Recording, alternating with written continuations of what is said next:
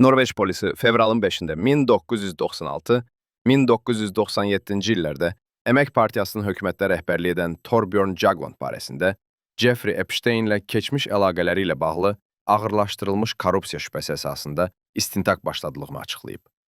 Bu barədə Le Monde məlumat yayıb.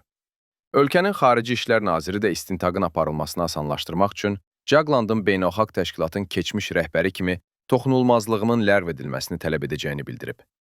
Qeyd edək ki, Jagland 1996-cı, 1997-ci illərdə Norveçin baş naziri, 2009-cu, 2019-cu illərdə isə Avropa Şurasının baş katibi olub.